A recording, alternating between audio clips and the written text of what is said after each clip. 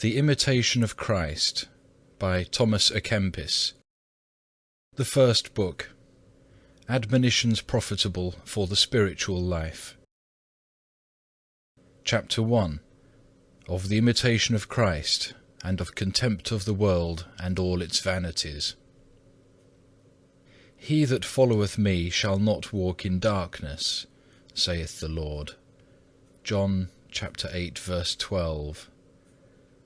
These are the words of Christ, and they teach us how far we must imitate his life and character if we seek true illumination and deliverance from all blindness of heart. Let it be our most earnest study, therefore, to dwell upon the life of Jesus Christ. His teaching surpasseth all teaching of holy men, and such as have his Spirit find therein the hidden manna. Revelations chapter 2, verse 17. But there are many who, though they frequently hear the gospel, yet feel but little longing after it, because they have not the mind of Christ.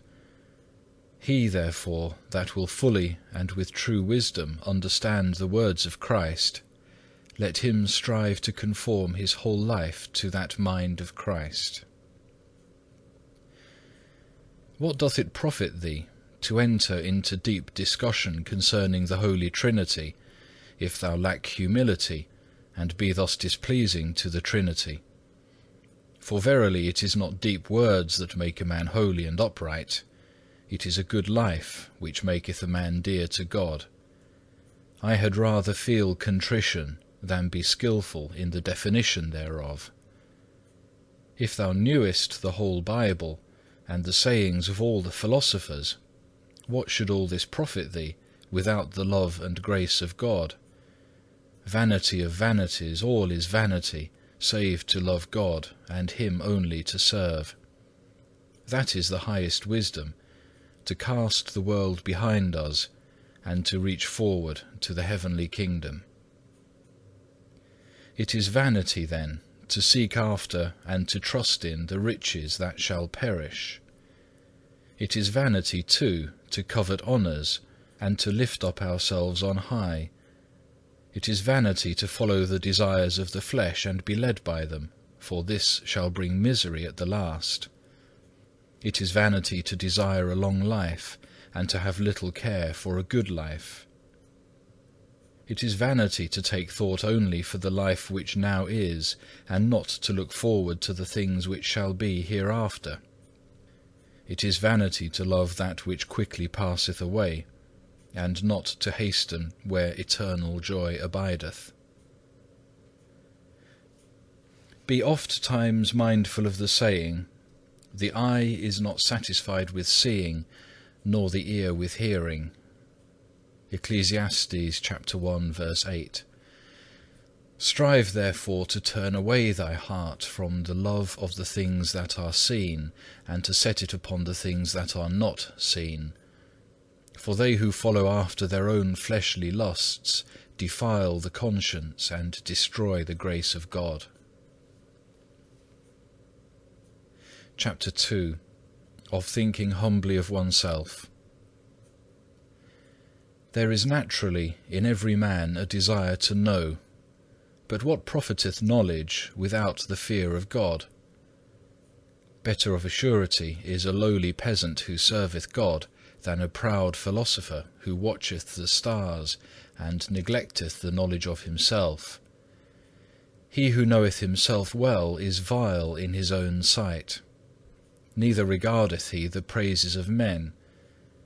If I knew all the things that are in the world, and were not in charity, what should it help me before God, who is to judge me according to my deeds? Rest from inordinate desire of knowledge, for therein is found much distraction and deceit. Those who have knowledge desire to appear learned, and to be called wise. Many things there are to know which profiteth little or nothing to the soul. And foolish out of measure is he who attendeth upon other things, rather than those which serve to his soul's health. Many words satisfy not the soul, but a good life refresheth the mind, and a pure conscience giveth great confidence towards God. The greater and more complete thy knowledge, the more severely shalt thou be judged, unless thou hast lived holily. Therefore be not lifted up by any skill or knowledge that thou hast, but rather fear concerning the knowledge which is given to thee. If it seemeth to thee that thou knowest many things, and understandest them well, know also that there are many more things which thou knowest not. Be not high-minded, but rather confess thine ignorance.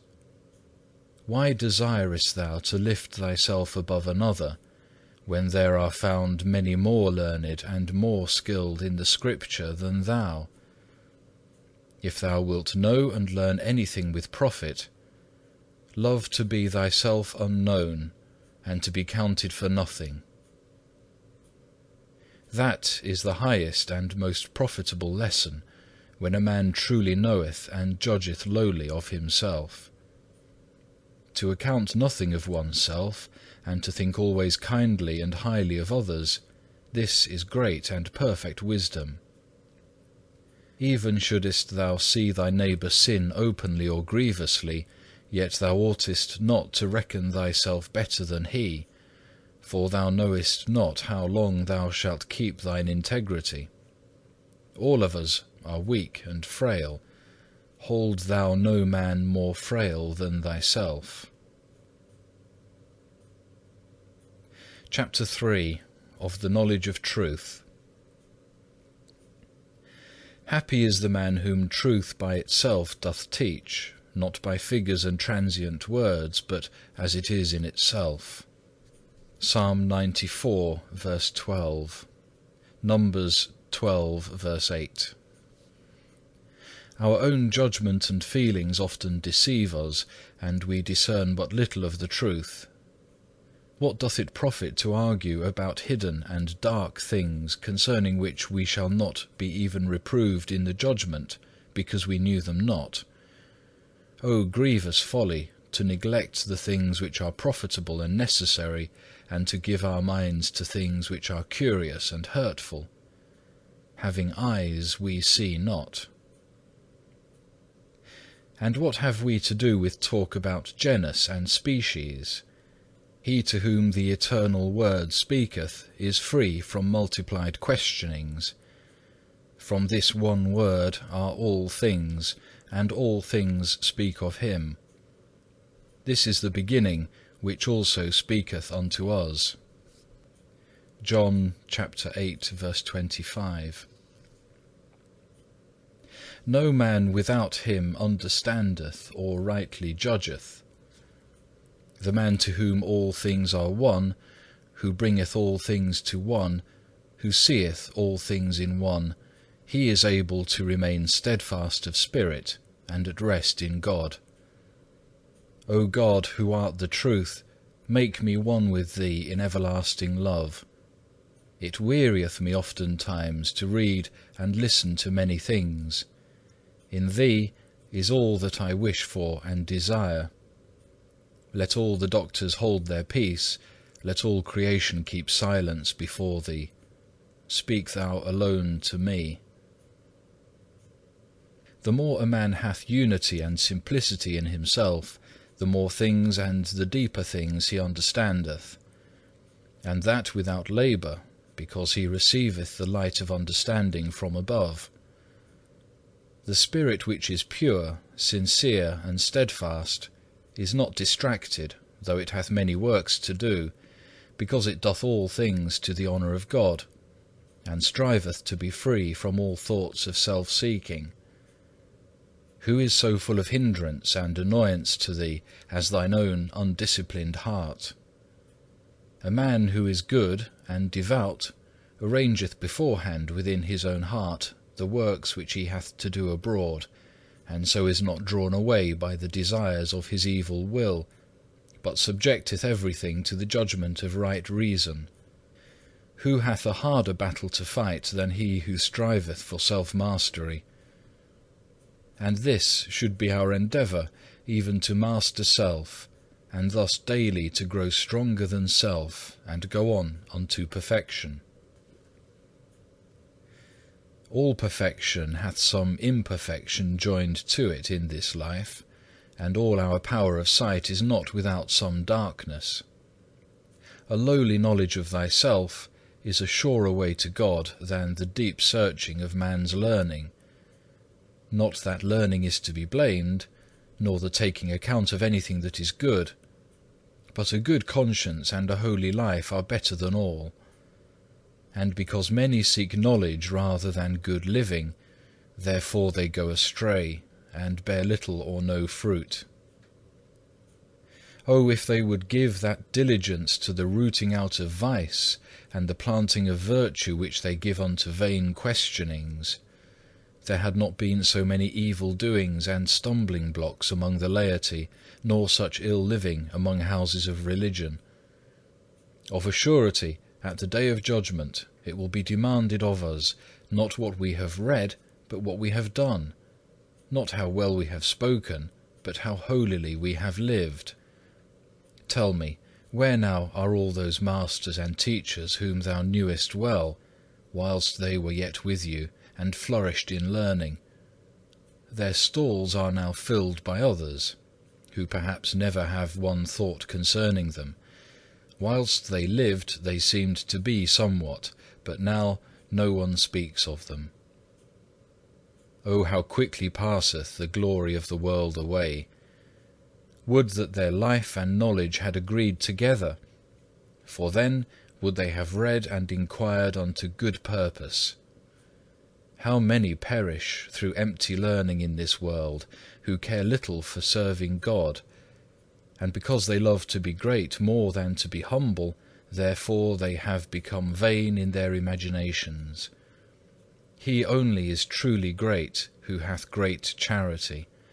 He is truly great who deemeth himself small, and counteth all height of honour as nothing. He is the truly wise man who counteth all earthly things as dung, that he may win Christ. And he is the truly learned man who doeth the will of God, and forsaketh his own will. Chapter 4 of Prudence in Action. We must not trust every word of others or feeling within ourselves, but cautiously and patiently try the matter, whether it be of God. Unhappily, we are so weak that we find it easier to believe and speak evil of others rather than good. But they that are perfect do not give ready heed to every news-bearer, for they know man's weakness, that it is prone to evil and unstable in words. This is great wisdom, not to be hasty in action or stubborn in our own opinions. A part of this wisdom also is not to believe every word we hear, nor to tell others all that we hear, even though we believe it. Take counsel with a man who is wise and of a good conscience, and seek to be instructed by one better than thyself, rather than to follow thine own inventions. A good life maketh a man wise toward God, and giveth him experience in many things. The more humble a man is in himself, and the more obedient towards God, the wiser he will be in all things, and the more shall his soul be at peace. Chapter 5 of the Reading of Holy Scriptures. It is truth which we must look for in Holy Writ, not cunning of words. All Scripture ought to be read in the spirit in which it was written. We must rather seek for what is profitable in Scripture than for what ministereth to subtlety in discourse. Therefore we ought to read books which are devotional and simple, as well as those which are deep and difficult. And let not the weight of the writer be a stumbling block to thee, whether he be of little or much learning, but let the love of the pure truth draw thee to read.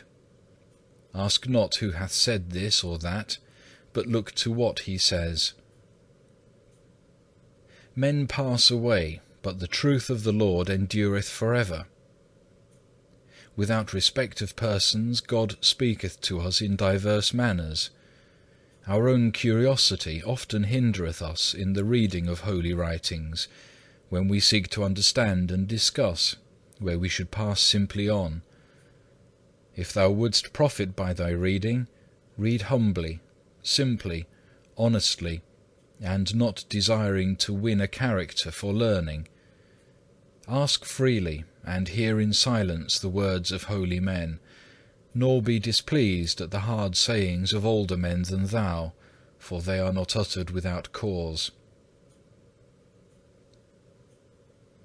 Chapter 6.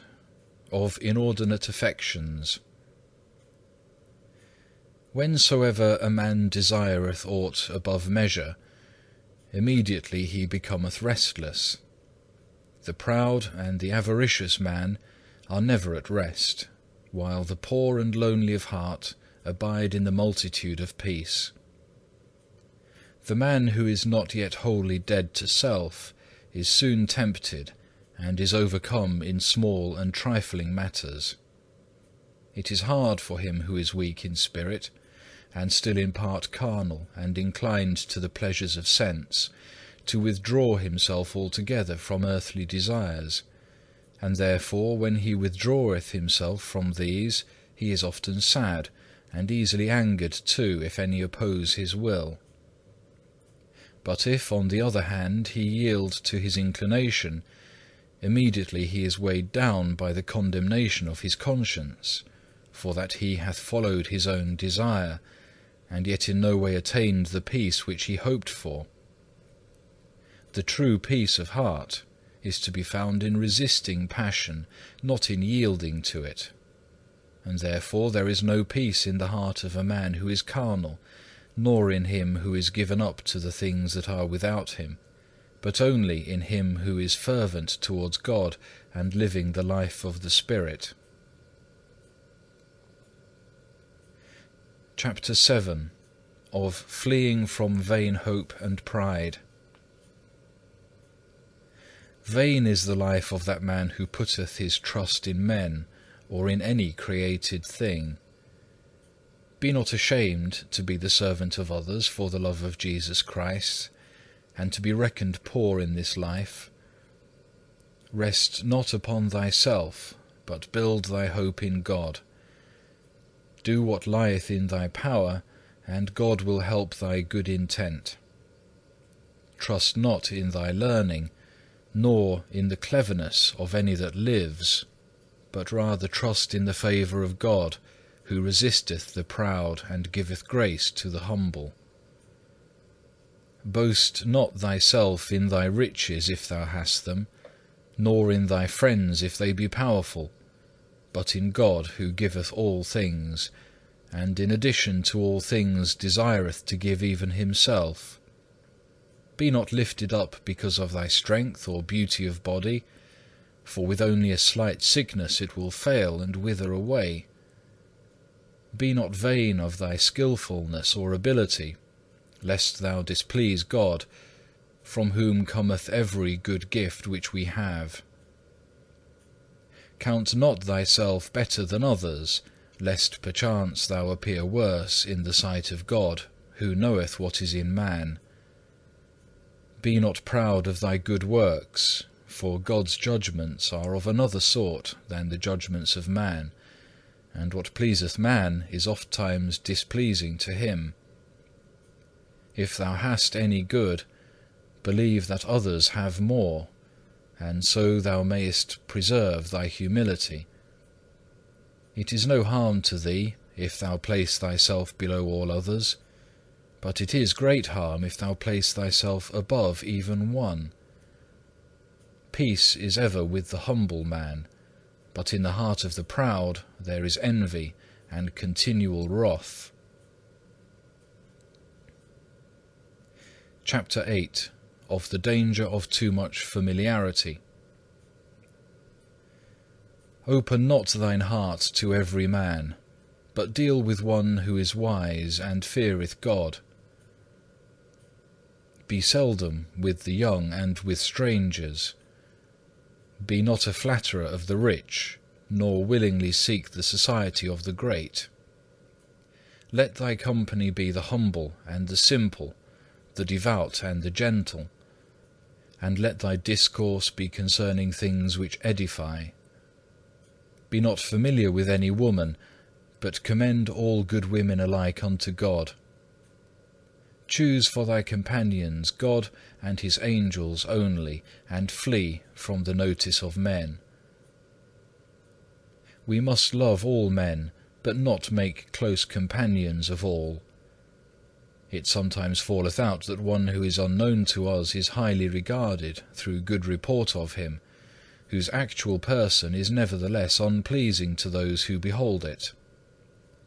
We sometimes think to please others by our intimacy, and forthwith displease them the more by the faultiness of character which they perceive in us.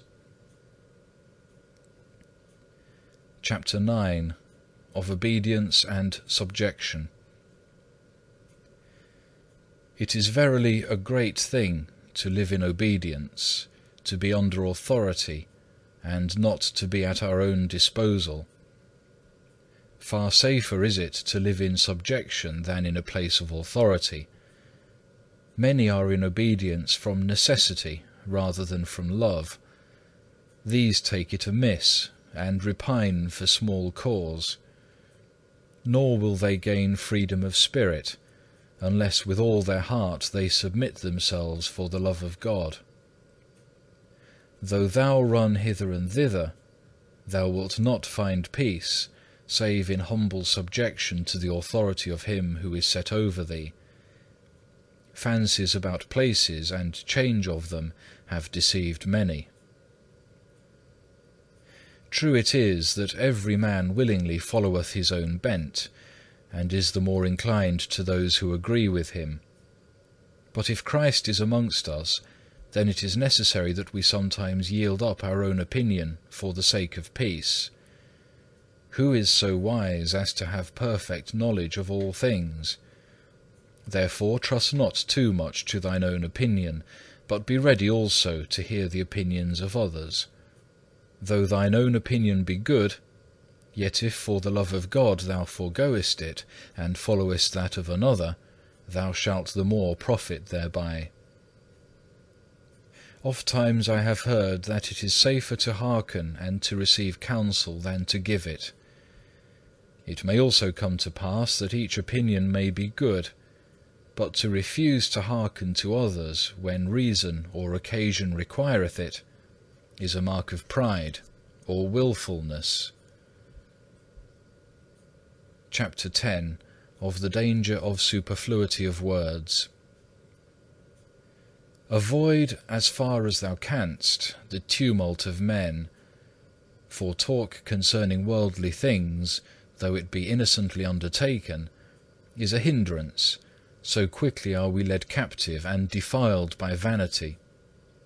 Many a time I wish that I had held my peace, and had not gone amongst men. But why do we talk and gossip so continually, seeing that we so rarely resume our silence without some hurt done to our conscience? We like talking so much because we hope by our conversations to gain some mutual comfort, and because we seek to refresh our wearied spirits by variety of thoughts. And we very willingly talk and think of those things which we love or desire, or else of those which we most dislike.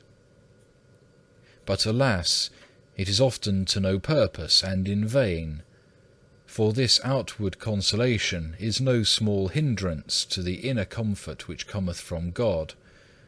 Therefore must we watch and pray that time pass not idly away.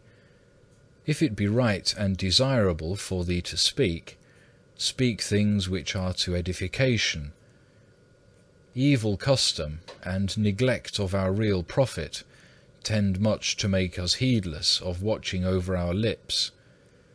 Nevertheless, devout conversation on spiritual things helpeth not a little to spiritual progress, most of all where those of kindred mind and spirit find their ground of fellowship in God. Chapter 11. Of seeking peace of mind and of spiritual progress. We may enjoy abundance of peace if we refrain from busying ourselves with the sayings and doings of others, and things which concern not ourselves. How can he abide long time in peace, who occupieth himself with other men's matters, and with things without himself, and meanwhile payeth little or rare heed to the self within? Blessed are the single-hearted, for they shall have abundance of peace. How came it to pass that many of the saints were so perfect, so contemplative of divine things? Because they steadfastly sought to mortify themselves from all worldly desires, and so were enabled to cling with their whole heart to God, and be free and at leisure for the thought of Him. We are too much occupied with our own affections, and too anxious about transitory things. Seldom too do we entirely conquer even a single fault, nor are we zealous for daily growth in grace, and so we remain lukewarm and unspiritual. Were we fully watchful of ourselves, and not bound in spirit to outward things, then might we be wise unto salvation, and make progress in divine contemplation.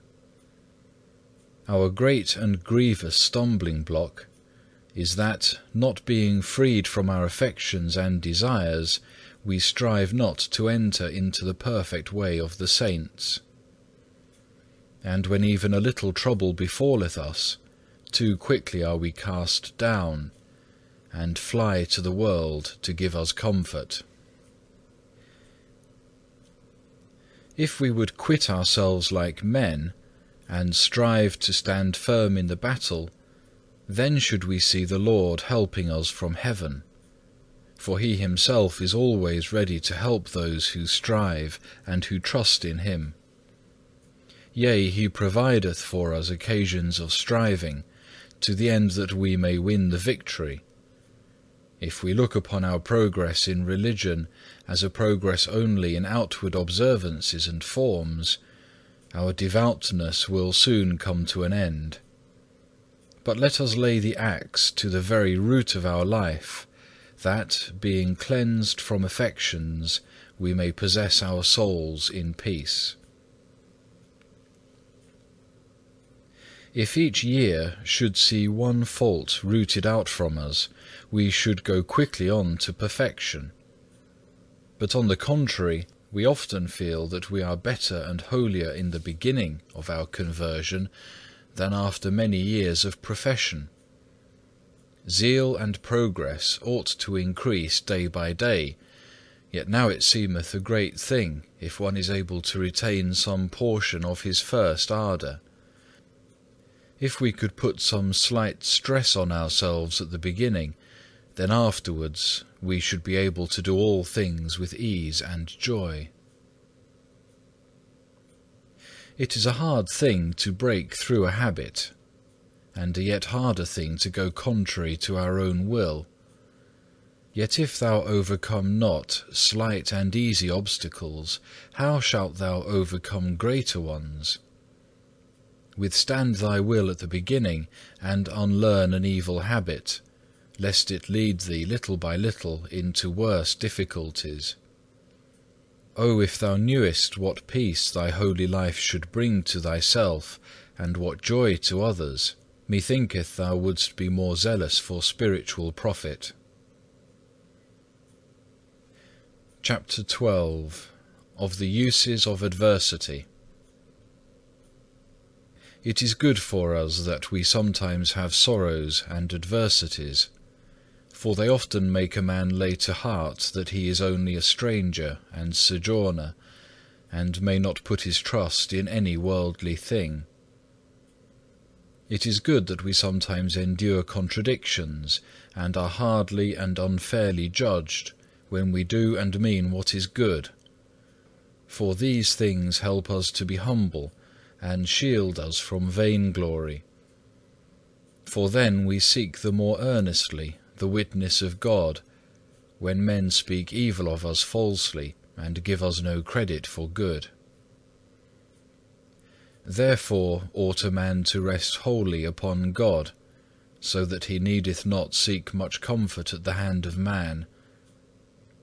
When a man who feareth God is afflicted or tried or oppressed with evil thoughts, then he seeth that God is the more necessary unto him, since without God he can do no good thing. Then he is heavy of heart, he groaneth, he crieth out for the very disquietness of his heart. Then he groweth weary of life, and would fain depart and be with Christ. By all this he is taught that in the world there can be no perfect security or fullness of peace.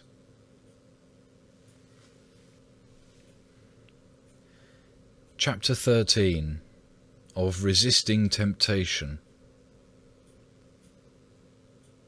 So long as we live in the world, we cannot be without trouble and trial. Wherefore it is written in Job, "The life of man upon the earth is a trial." Job 7, verse 1. And therefore ought each of us to give heed concerning trials and temptations, and watch unto prayer, lest the devil find occasion to deceive. For he never sleepeth, but goeth about seeking whom he may devour.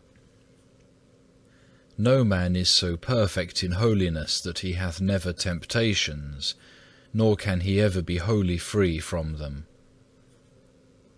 Yet, notwithstanding, temptations turn greatly unto our profit, even though they be great and hard to bear. For through them we are humbled, purified, instructed. All saints have passed through much tribulation and temptation, and have profited thereby. And they who endured not temptation became reprobate and fell away. There is no position so sacred, no place so secret, that it is without temptations and adversities. There is no man wholly free from temptations so long as he liveth, because we have the root of temptation within ourselves, in that we are born in concupiscence. One temptation or sorrow passeth, and another cometh, and always we shall have somewhat to suffer, for we have fallen from perfect happiness. Many who seek to fly from temptations fall yet more deeply into them. By flight alone we cannot overcome, but by endurance and true humility we are made stronger than all our enemies. He who only resisteth outwardly, and pulleth not up by the root, shall profit little. Nay, rather temptations will return to him the more quickly, and will be the more terrible. Little by little, through patience and long-suffering, thou shalt conquer by the help of God, rather than by violence and thine own strength of will. In the midst of temptation, often seek counsel, and deal not hardly with one who is tempted, but comfort and strengthen him, as thou wouldest have done unto thyself. The beginning of all temptations to evil is instability of temper and want of trust in God. For even as a ship without a helm is tossed about by the waves, so is a man who is careless and infirm of purpose tempted, now on this side, now on that. As fire testeth iron, so doth temptation the upright man. Oftentimes we know not what strength we have, but temptation revealeth to us what we are. Nevertheless we must watch, especially in the beginnings of temptation, for then is the foe the more easily mastered, when he is not suffered to enter within the mind, but is met outside the door as soon as he hath knocked. Wherefore one saith, check the beginnings, once thou mightst have cured, but now 'tis past thy skill, too long hath it endured. For first cometh to the mind the simple suggestion, then the strong imagination, afterwards pleasure, evil affection, assent, and so, little by little, the enemy entereth in altogether, because he was not resisted at the beginning, and the longer a man delayeth his resistance, the weaker he groweth, and the stronger groweth the enemy against him. Some men suffer their most grievous temptations in the beginning of their conversion, some at the end. Some are sorely tried their whole life long. Some there are who are tempted but lightly, according to the wisdom and justice of the ordering of God, who knoweth the character and circumstances of men, and ordereth all things for the welfare of His elect. Therefore we ought not to despair when we are tempted, but the more fervently should cry unto God that He will vouchsafe to help us in all our tribulation, and that He will, as St. Paul said, with the temptation make a way to escape, that we may be able to bear it. 1 Corinthians chapter 10, verse 13. Let us therefore humble ourselves under the mighty hand of God in all temptation and trouble, for He will save and exalt such as are of an humble spirit. In temptations and troubles a man is proved, what progress he hath made, and therein is his reward the greater, and his virtue doth the more appear. Nor is it a great thing if a man be devout and zealous, so long as he suffereth no affliction. But if he behave himself patiently in the time of adversity, then is there hope of great progress. Some are kept safe from great temptations, but are overtaken in those which are little and common, that the humiliation may teach them not to trust to themselves in great things, being weak in small things. Chapter 14. On avoiding rash judgment. Look well unto thyself, and beware that thou judge not the doings of others. In judging others, a man laboureth in vain. He often erreth, and easily falleth into sin. But in judging and examining himself, he always laboureth to good purpose. According as a matter toucheth our fancy, so oftentimes do we judge of it. For easily do we fail of true judgment because of our own personal feeling. If God were always the sole object of our desire, we should the less easily be troubled by the erring judgment of our fancy. But often some secret thought lurking within us, or even some outward circumstance, turneth us aside. Many are secretly seeking their own ends in what they do, yet know it not.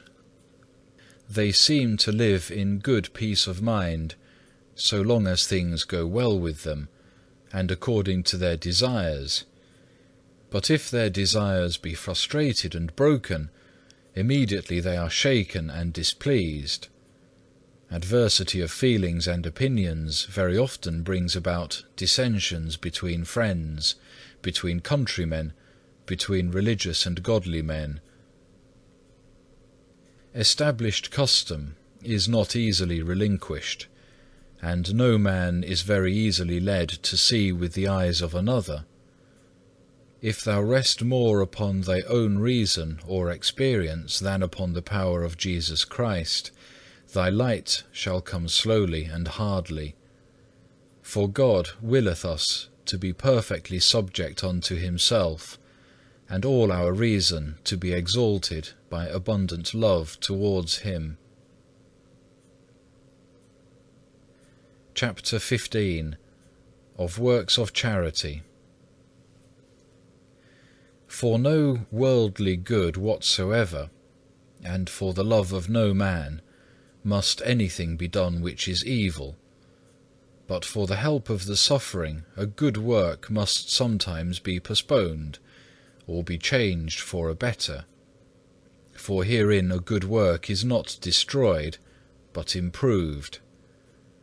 Without charity no work profiteth, but whatsoever is done in charity, however small, and of no reputation it be, bringeth forth good fruit. For God verily considereth what a man is able to do, more than the greatness of what he doth. He doth much who loveth much. He doth much who doth well.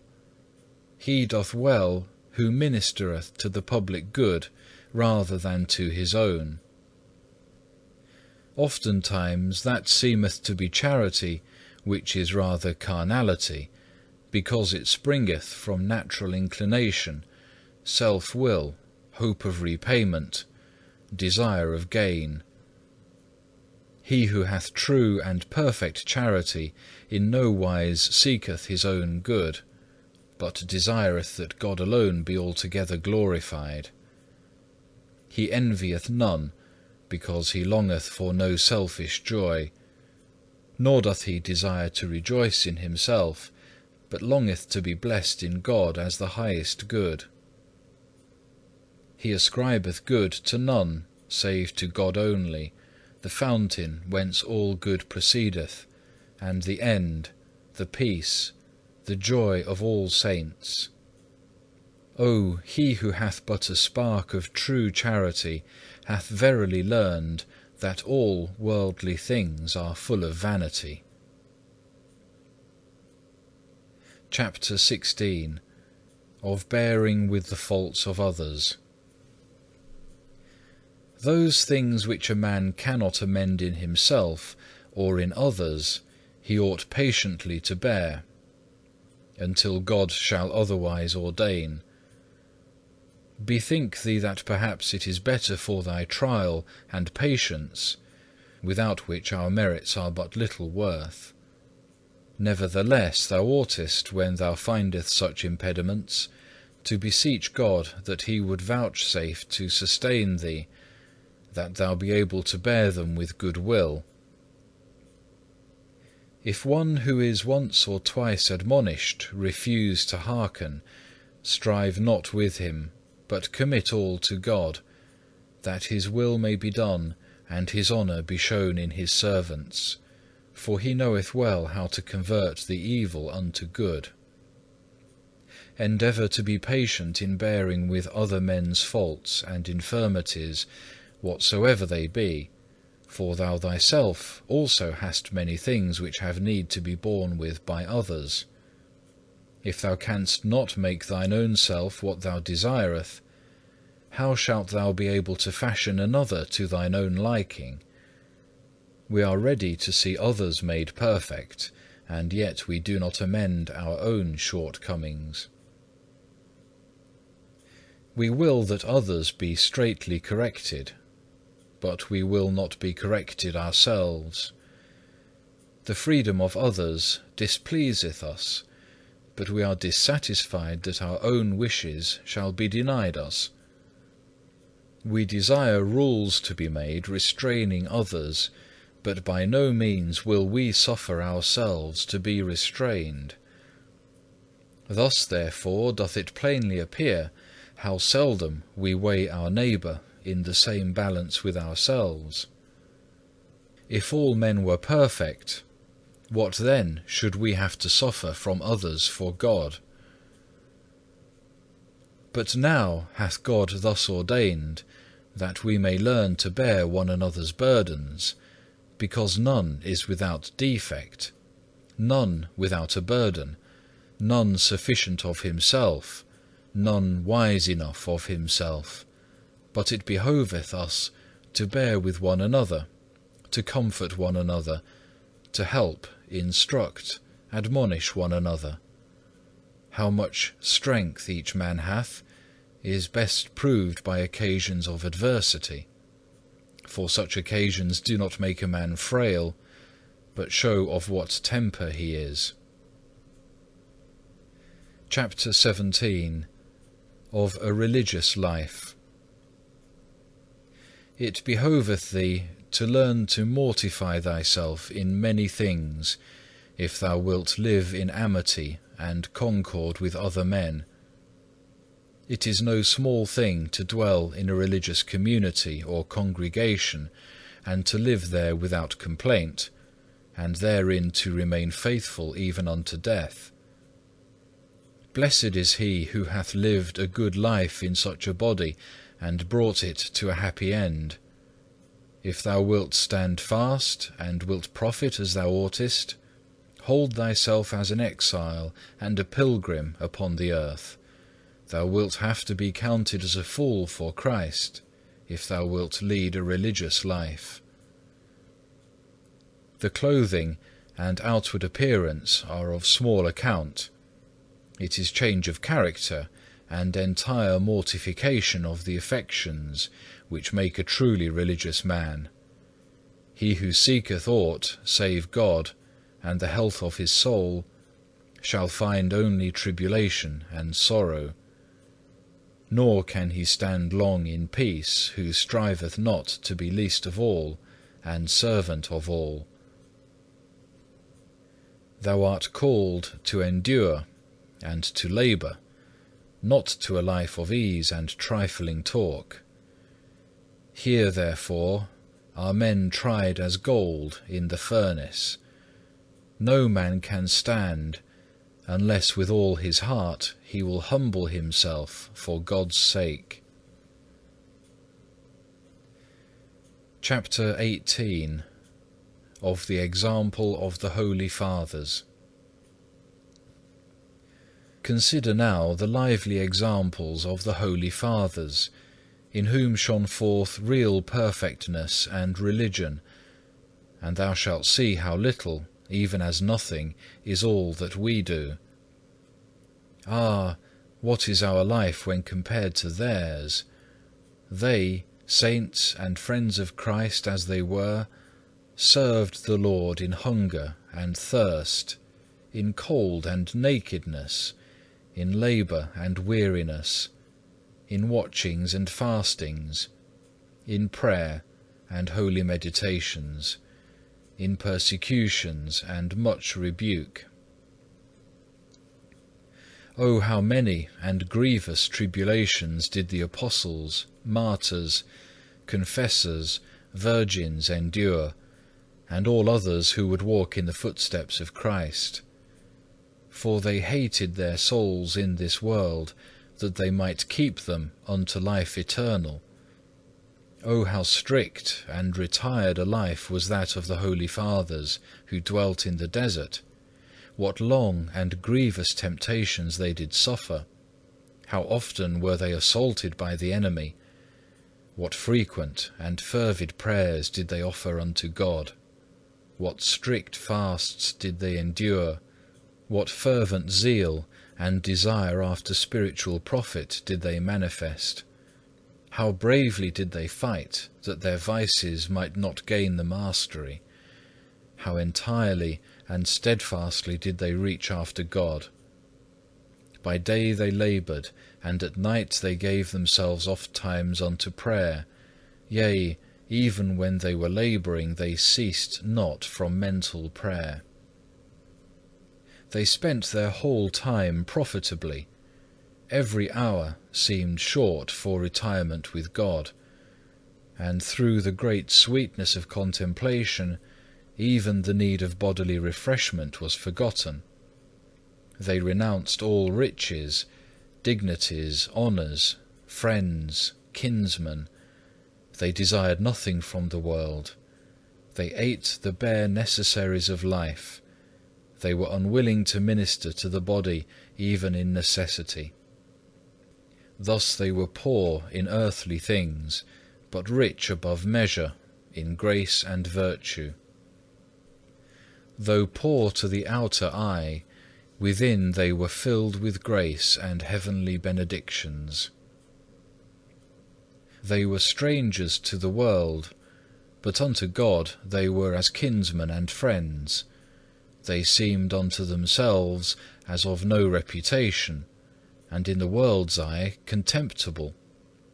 But in the sight of God they were precious and beloved. They stood fast in true humility. They lived in simple obedience.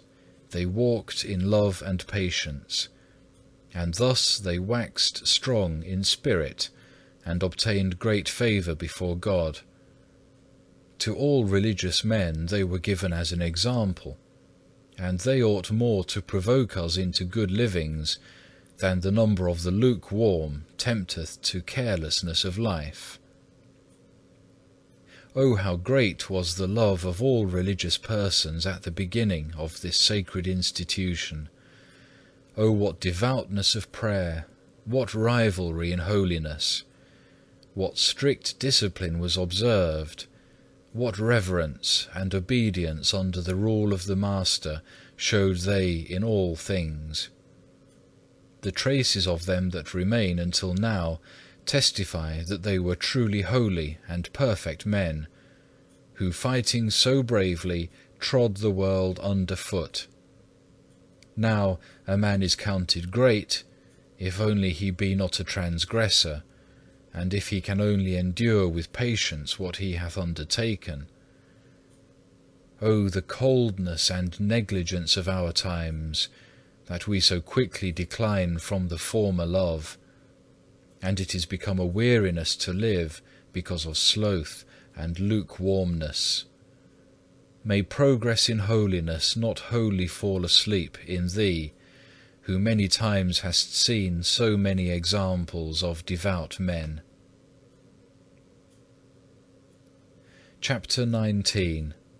Of the exercises of a religious man.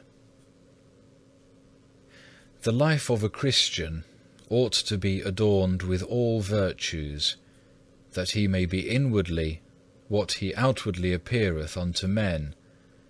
And verily it should be yet better within than without, for God is a discerner of our heart, whom we must reverence with all our hearts wheresoever we are, and walk pure in His presence as do the angels. We ought daily to renew our vows, and to kindle our hearts to zeal, as if each day were the first day of our conversion, and to say, Help me, O God, in my great resolutions, and in Thy holy service, and grant that this day I may make a good beginning, for hitherto I have done nothing. According to our resolution, so is the rate of our progress, and much diligence is needful for him who would make good progress.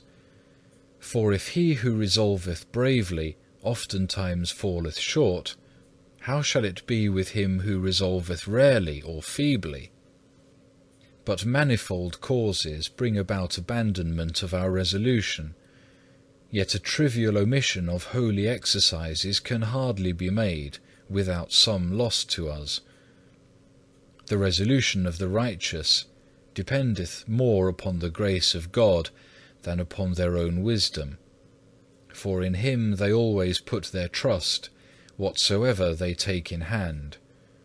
For man proposeth, but God disposeth, and the way of a man is not in himself. Jeremiah chapter 10, verse 23.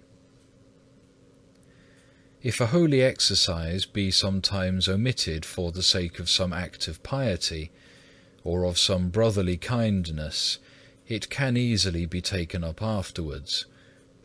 But if it be neglected through distaste or slothfulness, then it is sinful, and the mischief will be felt. Strive as earnestly as we may, we shall still fall short in many things. Always should some distinct resolution be made by us, and most of all, we must strive against those sins which most easily beset us.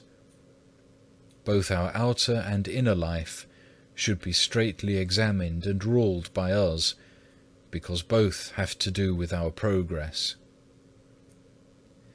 If thou canst not be always examining thyself, thou canst at certain seasons, and at least twice in the day, at evening and at morning. In the morning make thy resolves, and in the evening inquire into thy life, how thou hast sped today in word, deed, and thought. For in these ways thou hast often perchance offended God and thy neighbour. Gird up thy loins like a man against the assaults of the devil. Bridle thine appetite, and thou wilt soon be able to bridle every inclination of the flesh. Be thou never without something to do. Be reading, or writing, or praying, or meditating, or doing something that is useful to the community. Bodily exercises, however, must be undertaken with discretion, nor are they to be used by all alike. The duties which are not common to all must not be done openly, but are safest carried on in secret. But take heed that thou be not careless in the common duties, and more devout in the secret, but faithfully and honestly discharge the duties and commands which lie upon thee. Then afterwards, if thou hast still leisure, give thyself to thyself as thy devotion leadeth thee. All cannot have one exercise, but one suiteth better to this man, and another to that. Even for the diversity of season, different exercises are needed. Some suit better for feasts, some for fasts. We need one kind in time of temptations, and others in time of peace and quietness. Some are suitable to our times of sadness, and others when we are joyful in the Lord. When we draw near the time of the great feasts, good exercises should be renewed, and the prayers of holy men more fervently besought. We ought to make our resolutions from one feast to another, as if each were the period of our departure from this world, and of entering into the eternal feast. So ought we to prepare ourselves earnestly at solemn seasons, and the more solemnly to live, and to keep straightest watch upon each holy observance, as though we were soon to receive the reward of our labours at the hand of God. And if this be deferred, let us believe ourselves to be as yet ill prepared, and unworthy as yet of the glory which shall be revealed in us at the appointed season, and let us study to prepare ourselves the better for our end. Blessed is that servant, as the evangelist Luke hath it, whom, when the Lord cometh, he shall find watching. Verily I say unto you, he will make him ruler over all that he hath. Luke chapter 12, verses 43 and 44. Chapter 20. Of the love of solitude and silence. Seek a suitable time for thy meditation, and think frequently of the mercies of God to thee. Leave curious questions. Study such matters as bring thee sorrow for sin rather than amusement. If thou withdraw thyself from trifling conversation and idle goings about, as well as from novelties and gossip, thou shalt find thy time sufficient and apt for good meditation. The greatest saints used to avoid as far as they could the company of men, and chose to live in secret with God. One hath said, "As oft as I have gone among men, so oft have I returned less a man." This is what we often experience when we have been long time in conversation. For it is easier to be altogether silent than it is not to exceed in word. It is easier to remain hidden at home than to keep sufficient guard upon thyself out of doors. He therefore that seeketh to reach that which is hidden and spiritual must go with Jesus apart from the multitude. No man safely goeth abroad who loveth not to rest at home. No man safely talketh, but he who loveth to hold his peace.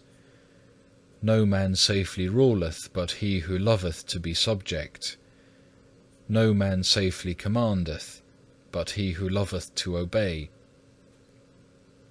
No man safely rejoiceth, but he who hath the testimony of a good conscience within himself. The boldness of the saints was always full of the fear of God, nor were they the less earnest and humble in themselves, because they shone forth with great virtues and grace. But the boldness of wicked men springeth from pride and presumption, and at the last turneth to their own confusion. Never promise thyself security in this life, howsoever good a monk or devout a solitary thou seemest. Often those who stand highest in the esteem of men fall the more grievously because of their over-great confidence. Wherefore it is very profitable unto many that they should not be without inward temptation, but should be frequently assaulted, lest they be overconfident, lest they be indeed lifted up into pride, or else lean too freely upon the consolations of the world. Oh, how good a conscience should that man keep, who never sought a joy that passeth away, who never became entangled with the world. Oh, how great peace and quiet should he possess, who would cast off all vain care, and think only of healthful and divine things, and build his whole hope upon God. No man is worthy of heavenly consolation but he who hath diligently exercised himself in holy compunction. If thou wilt feel compunction within thy heart, enter into thy chamber and shut out the tumults of the world. As it is written, commune with your own heart in your own chamber and be still. Psalm 4, verse 4. In retirement thou shalt find what often thou wilt lose abroad. Retirement, if thou continue therein, groweth sweet, but if thou keep not in it, begetteth weariness. If in the beginning of thy conversion thou dwell in it and keep it well, it shall afterwards be to thee a dear friend and a most pleasant solace. In silence and quiet the devout soul goeth forward, and learneth the hidden things of the Scriptures. Therein findeth she a fountain of tears wherein to wash and cleanse herself each night, that she may grow the more dear to her Maker as she dwelleth the further from all worldly distraction. To him who withdraweth himself from his acquaintance and friends, God with his holy angels will draw nigh. It is better to be unknown and take heed to oneself than to neglect oneself and work wonders. It is praiseworthy for a religious man to go seldom abroad, to fly from being seen, to have no desire to see men. Why wouldest thou see what thou mayest not have? The world passeth away, and the lust thereof. The desires of sensuality draw thee abroad, but when an hour is past, what dost thou bring home but a weight upon thy conscience and distraction of heart? A merry going forth bringeth often a sorrowful return, and a merry evening maketh a sad morning. So doth all carnal joy begin pleasantly, but in the end it gnaweth away and destroyeth. What canst thou see abroad which thou seest not at home? Behold the heaven and the earth and the elements. for out of these are all things made. What canst thou see anywhere which can continue long under the sun? Thou believest perchance that thou shalt be satisfied, but thou wilt never be able to attain unto this. If thou shouldest see all things before thee at once, what would it be but a vain vision? Lift up thine eyes to God on high, and pray that thy sins and negligences may be forgiven. Leave vain things to vain men, and mind thou the things which God hath commanded thee. Shut thy door upon thee, and call unto thyself Jesus thy beloved. Remain with him in thy chamber, for thou shalt not elsewhere find so great peace. If thou hadst not gone forth, nor listened to vain talk, thou hadst better kept thyself in good peace. But because it sometimes delighteth thee to hear new things, thou must therefore suffer trouble of heart. Chapter 21. Of Compunction of Heart. If thou wilt make any progress, keep thyself in the fear of God, and long not to be too free, but restrain all thy senses under discipline, and give not thyself up to senseless mirth. Give thyself to compunction of heart, and thou shalt find devotion. Compunction openeth the way for many good things, which dissoluteness is wont quickly to lose. It is wonderful that any man can ever rejoice heartily in this life, who considereth and waiteth his banishment, and the manifold dangers which beset his soul. Through lightness of heart and neglect of our shortcomings, we feel not the sorrows of our soul, but often vainly laugh when we have good cause to weep. There is no true liberty, nor real joy, save in the fear of God with a good conscience.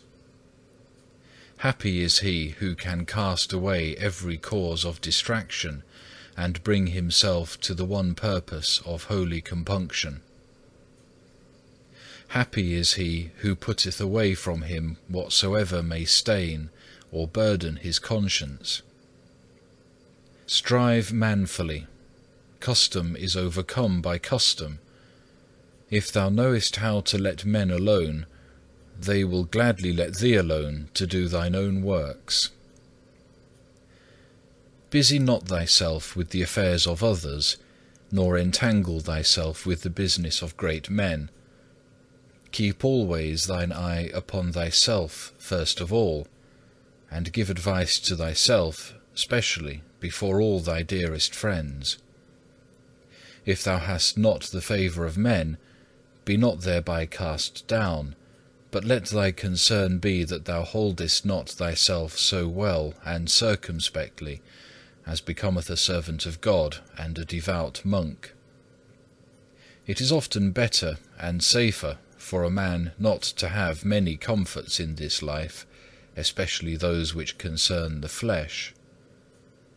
But that we lack divine comforts or feel them rarely is to our own blame, because we seek not compunction of heart, nor utterly cast away those comforts which are vain and worldly. Know thyself to be unworthy of divine consolation, and worthy rather of much tribulation. When a man hath perfect compunction, then all the world is burdensome and bitter to him. A good man will find sufficient cause for mourning and weeping, for whether he considereth himself, or pondereth concerning his neighbour, he knoweth that no man liveth here without tribulation, and the more thoroughly he considereth himself, the more thoroughly he grieveth. Grounds for just grief and inward compunction there are in our sins and vices, wherein we lie so entangled that we are but seldom able to contemplate heavenly things. If thou thoughtest upon thy death more often than how long thy life should be, thou wouldest doubtless strive more earnestly to improve. And if thou didst seriously consider the future pains of hell, I believe thou wouldest willingly endure toil or pain, and fear not discipline. But because these things reach not the heart, and we still love pleasant things, therefore we remain cold and miserably indifferent. Oftentimes it is from poverty of spirit that the wretched body is so easily led to complain. Pray therefore humbly unto the Lord that He will give thee the spirit of compunction, and say in the language of the prophet, Feed me, O Lord, with bread of tears, and give me plenteousness of tears to drink. Psalm 75, verse 5. Chapter 22, on the contemplation of human misery.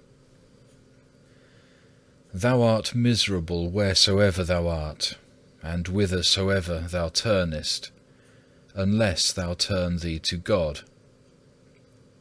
Why art thou disquieted, because it happeneth not to thee according to thy wishes and desires? Who is he that hath everything according to his will? Neither I nor thou, nor any man upon the earth. There is no man in the world free from trouble or anguish, though he were king or pope. Who is he who hath the happiest lot? Even he who is strong to suffer somewhat for God. There are many foolish and unstable men who say, See what a prosperous life that man hath, how rich and how great he is, how powerful, how exalted. But lift up thine eyes to the good things of heaven, and thou shalt see that all these worldly things are nothing. They are utterly uncertain. Yes, they are for wearisome, because they are never possessed without care and fear. The happiness of man lieth not in the abundance of temporal things, but a moderate portion sufficeth him. Our life upon the earth is verily wretchedness. The more a man desireth to be spiritual, the more bitter doth the present life become to him, because he the better understandeth and seeth the defects of human corruption. For to eat, to drink, to watch, to sleep, to rest, to labour, and to be subject to the other necessities of nature, is truly a great wretchedness and affliction to a devout man, who would fain be released and free from all sin. For the inner man is heavily burdened with the necessities of the body in this world. Wherefore the prophet devoutly prayeth to be freed from them, saying, Deliver me from my necessities, O Lord. Psalm 25, verse 17. But woe to those who know not their own misery, and yet greater woe to those who love this miserable and corruptible life. For to such a degree do some cling to it, even though by labouring or begging they scarce procure what is necessary for subsistence, that if they might live here always, they would care nothing for the kingdom of God. O foolish and faithless of heart, who lie buried so deep in worldly things, that they relish nothing save the things of the flesh. Miserable ones, they will too sadly find out at last how vile and worthless was that which they loved.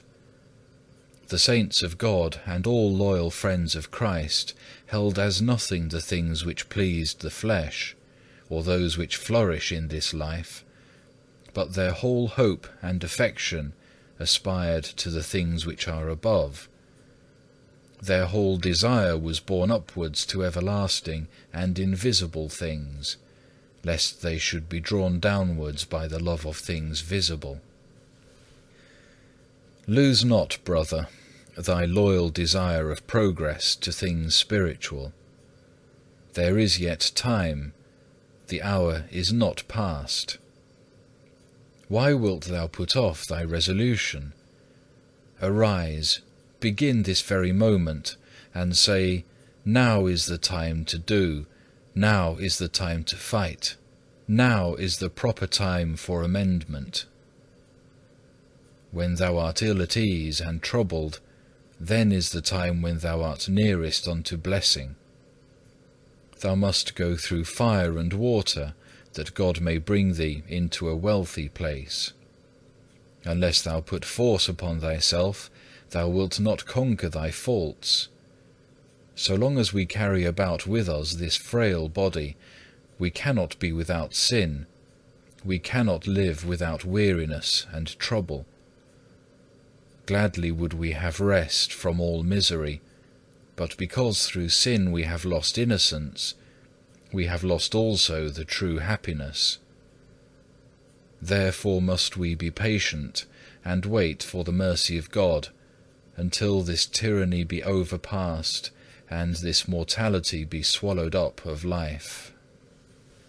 Oh, how great is the frailty of man, which is ever prone to evil! Today thou confessest thy sins, and tomorrow thou committest again the sins thou didst confess. Now dost thou resolve to avoid a fault, and within an hour thou behavest thyself as if thou hadst never resolved at all. Good cause have we therefore to humble ourselves, and never to think highly of ourselves, seeing that we are so frail and unstable. And quickly may that be lost by our negligence, which by much labour was hardly attained through grace. What shall become of us at the end, if at the beginning we are lukewarm and idle? Woe unto us if we choose to rest, as though it were a time of peace and security, while as yet no sign appeareth in our life of true holiness. Rather had we need that we might begin yet afresh, like good novices, to be instructed unto good living, if haply there might be hope of some future amendment and greater spiritual increase. Chapter 23 of Meditation upon Death. Very quickly will there be an end of thee here. Take heed, therefore, how it will be with thee in another world. Today man is, and tomorrow he will be seen no more.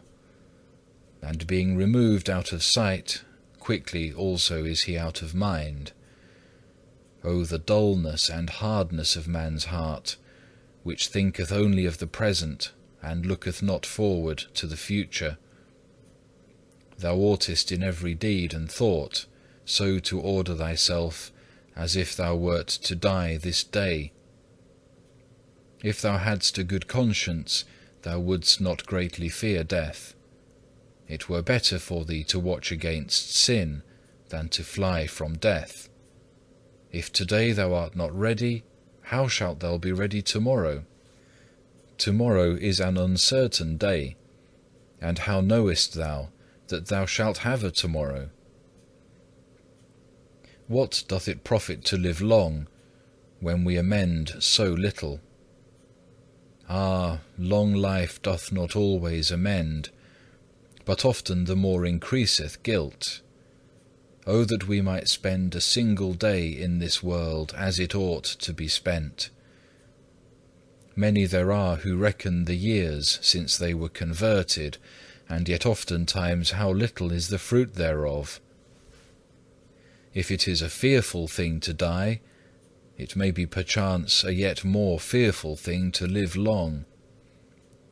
Happy is the man who hath the hour of his death always before his eyes, and daily prepareth himself to die. If thou hast ever seen one die, consider that thou also shalt pass away by the same road. When it is morning, reflect that it may be that thou shalt not see the evening, and at eventide dare not to boast thyself of the morrow. Always be thou prepared, and so live that death may never find thee unprepared. Many die suddenly and unexpectedly, for at such an hour as ye think not, the Son of Man cometh. Matthew 24, verse 44.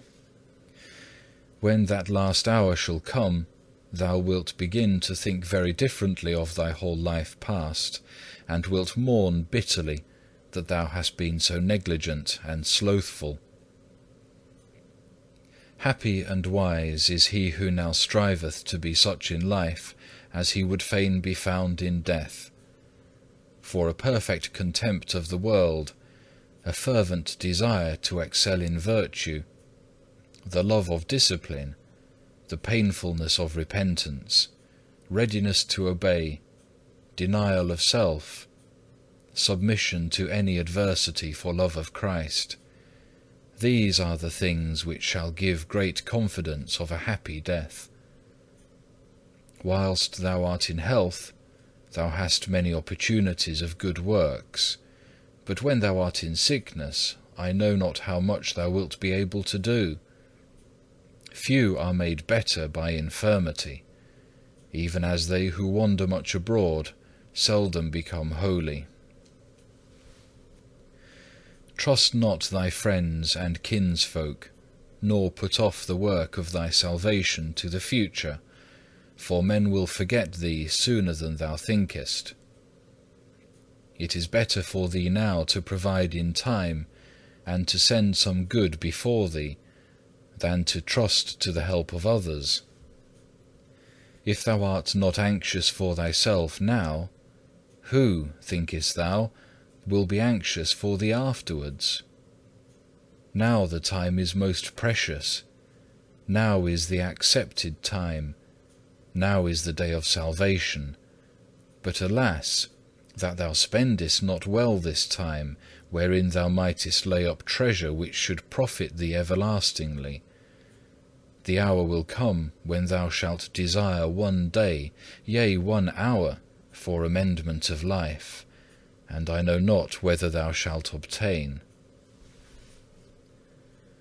O dearly beloved, from what danger thou mightest free thyself, from what great fear, if only thou wouldst always live in fear and in expectation of death.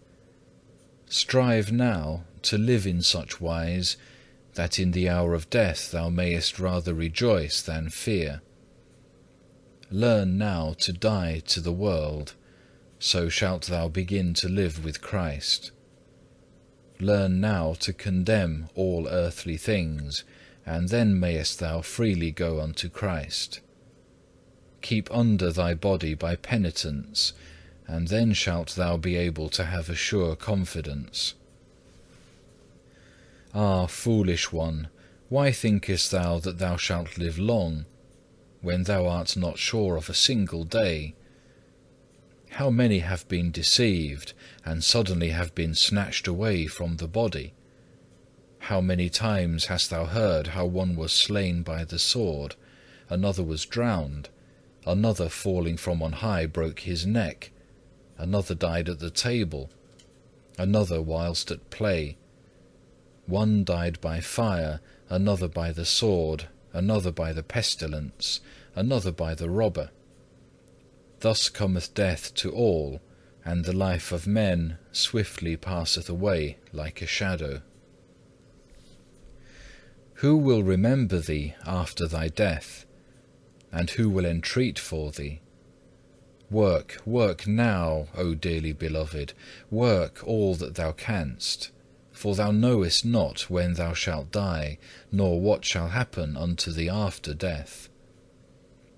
While thou hast time, lay up for thyself undying riches.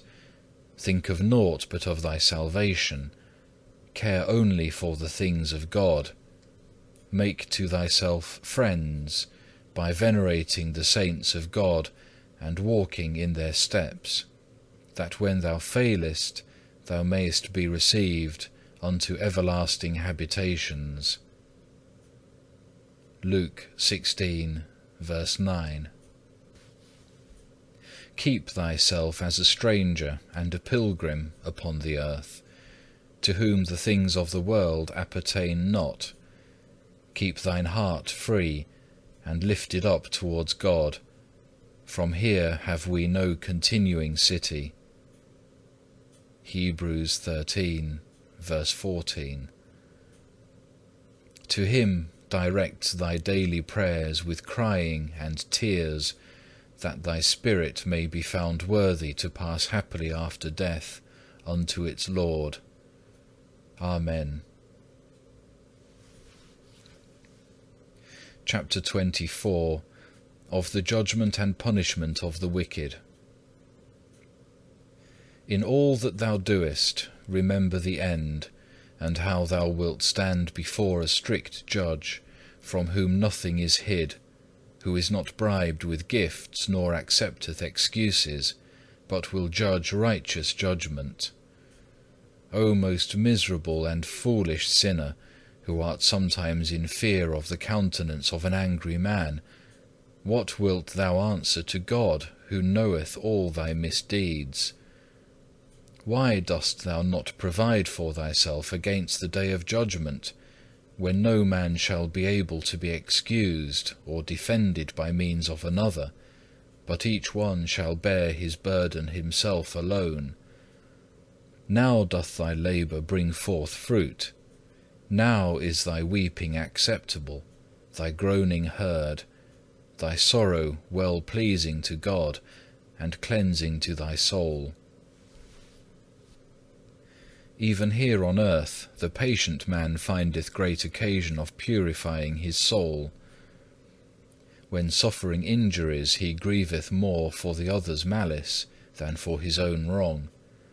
When he prayeth heartily for those that despitefully use him, and forgiveth them from his heart.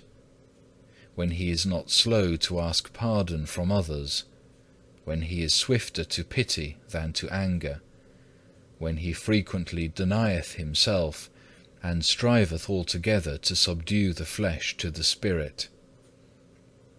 Better is it now to purify the soul from sin, than to cling to sins from which we must be purged hereafter. Truly we deceive ourselves by the inordinate love which we bear towards the flesh.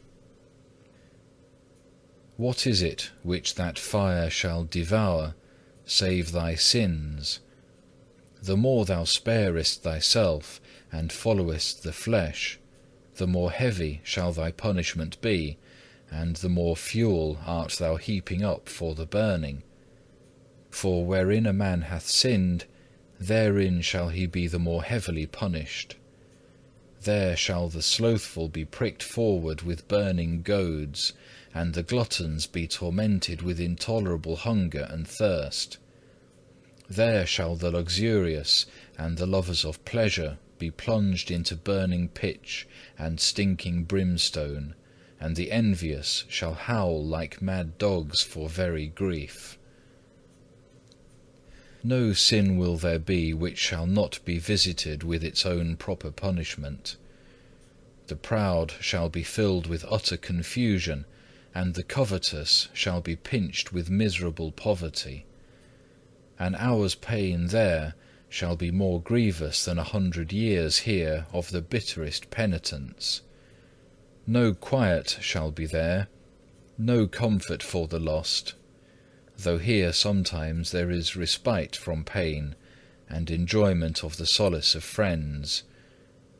Be thou anxious now and sorrowful for thy sins, that in the day of judgment thou mayest have boldness with the blessed. For then shall the righteous man stand in great boldness before the face of such as have afflicted him, and made no account of his labours. Wisdom 5 verse 1. Then shall he stand up to judge, he who now submitteth himself in humility to the judgments of men. Then shall the poor and humble man have great confidence, while the proud is taken with fear on every side. Then shall it be seen that he was the wise man in this world who learned to be a fool and despised for Christ. Then shall all tribulation patiently borne delight us, while the mouth of the ungodly shall be stopped. Then shall every godly man rejoice, and every profane man shall mourn. Then the afflicted flesh shall more rejoice than if it had been always nourished in delights. Then the humble garment shall put on beauty, and the precious robe shall hide itself as vile. Then the little poor cottage shall be more commended than the gilded palace. Then enduring patience shall have more might than all the power of the world. Then simple obedience shall be more highly exalted than all worldly wisdom. Then a pure and good conscience shall more rejoice than learned philosophy. Then contempt of riches shall have more weight than all the treasure of the children of this world. Then shalt thou find more comfort in having prayed devoutly than in having fared sumptuously. Then thou wilt rather rejoice in having kept silence than in having made long speech. Then holy deeds shall be far stronger than many fine words. Then a strict life and sincere penitence shall bring deeper pleasure than all earthly delight. Learn now to suffer a little, that then thou mayest be enabled to escape heavier sufferings. Prove first here what thou art able to endure hereafter. If now thou art able to bear so little, how wilt thou be able to endure eternal torments?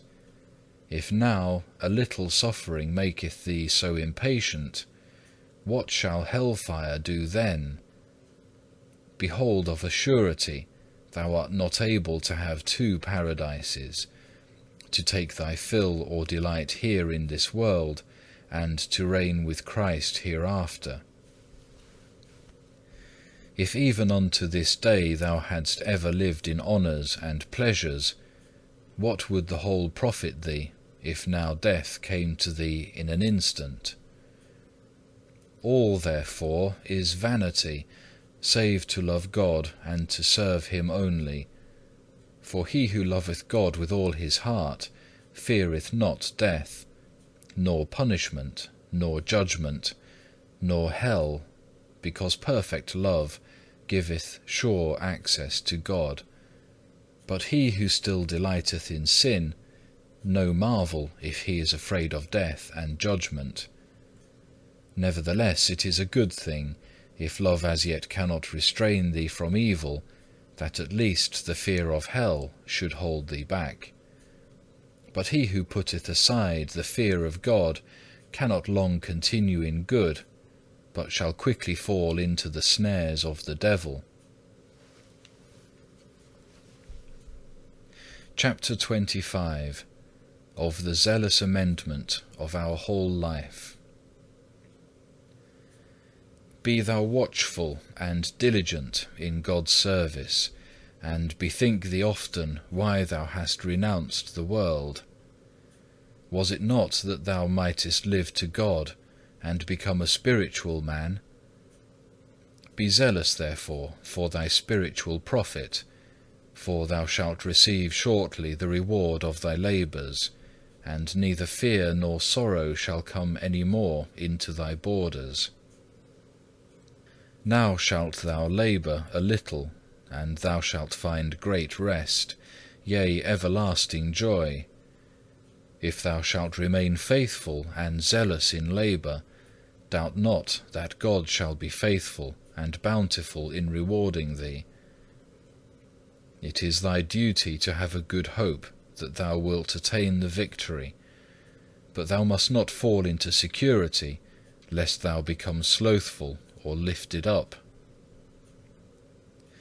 A certain man being in anxiety of mind, continually tossed about between hope and fear, and being on a certain day overwhelmed with grief, cast himself down in prayer before the altar in a church, and meditated within himself, saying, "Oh, if I but knew that I should still persevere!" And presently heard within him a voice from God, "And if thou didst know it, what wouldst thou do? Do now what thou wouldst do then, and thou shalt be very secure." And straightway, being comforted and strengthened, he committed himself to the will of God, and the perturbation of spirit ceased. Neither had he a mind any more to search curiously to know what should befall him hereafter, but studied rather to enquire what was the good and acceptable will of God, for the beginning and perfecting of every good work. "Hope in the Lord, and be doing good," saith the prophet. "Dwell in the land, and thou shalt be fed with its riches." Psalm 37, verse 3. One thing there is which holdeth back many from progress and fervent amendment, even the dread of difficulty or the labour of the conflict. Nevertheless, they advance above all others in virtue, who strive manfully to conquer those things which are most grievous and contrary to them. For there a man profiteth most, and meriteth great grace, where he most overcometh himself, and mortifieth himself in spirit. But all men have not the same passions to conquer and to mortify. Yet he who is diligent shall attain more profit, although he have stronger passions, than another who is more temperate of disposition, but is withal less fervent in the pursuit of virtue. Two things especially avail unto improvement in holiness, namely, firmness to withdraw ourselves from the sin to which by nature we are most inclined, and earnest zeal for that good in which we are most lacking, and strive also very earnestly to guard against and subdue those faults which displease thee most frequently in others. Gather some profit to thy soul wherever thou art, and wherever thou seest or hearest good examples, stir thyself to follow them. But where thou seest anything which is blameworthy, take heed that thou do not the same, or if at any time thou hast done it, strive quickly to amend thyself. As thine eye observeth others, so again are the eyes of others upon thee. How sweet and pleasant is it to see zealous and godly brethren, temperate and of good discipline, and how sad is it and grievous to see them walking disorderly, not practising the duties to which they are called. How hurtful a thing it is to neglect the purpose of their calling, and turn their inclinations to things which are none of their business. Be mindful of the duties which thou hast undertaken, and set always before thee the remembrance of the crucified. Truly oughtest thou to be ashamed as thou lookest upon the life of Jesus Christ, because thou hast not yet endeavoured to conform thyself more unto him, though thou hast been a long time in the way of God. A religious man who exercises himself seriously and devoutly in the most holy life and passion of our Lord shall find there abundantly all things that are profitable and necessary for him. Neither is there need that he shall seek anything better beyond Jesus. Oh, if Jesus crucified would come into our hearts, how quickly and completely should we have learned all that we need to know. He who is earnest receiveth and beareth well all things that are laid upon him. He who is careless and lukewarm hath trouble upon trouble, and suffereth anguish upon every side, because he is without inward consolation, and is forbidden to seek that which is outward. He who is living without discipline is exposed to grievous ruin. He who seeketh easier and lighter discipline shall always be in distress, because one thing or another will give him displeasure. Oh, if no other duty lay upon us but to praise the Lord our God with our whole heart and voice! Oh, if thou never hadst need to eat or drink, or sleep, but were always able to praise God, and to give thyself to spiritual exercises alone, then shouldst thou be far happier than now, when for so many necessities thou must serve the flesh. Oh, that these necessities were not, but only the spiritual refreshments of the soul, which alas we taste too seldom. When a man hath come to this, that he seeketh comfort from no created thing, then doth he perfectly begin to enjoy God. Then also will he be well contented with whatsoever shall happen unto him. Then will he neither rejoice for much, nor be sorrowful for little, but he committeth himself altogether and with full trust into God, who is all in all to him, to whom nothing perisheth, nor dieth, but all things live to him, and obey his every word without delay. Remember always thine end, and how the time which is lost returneth not. Without care and diligence thou shalt never get virtue. If thou beginnest to grow cold, it shall begin to go ill with thee. But if thou givest thyself unto zeal, thou shalt find much peace, and shalt find thy labour the lighter because of the grace of God and the love of virtue. A zealous and diligent man is ready for all things. It is greater labour to resist sins and passions than to toil in bodily labours.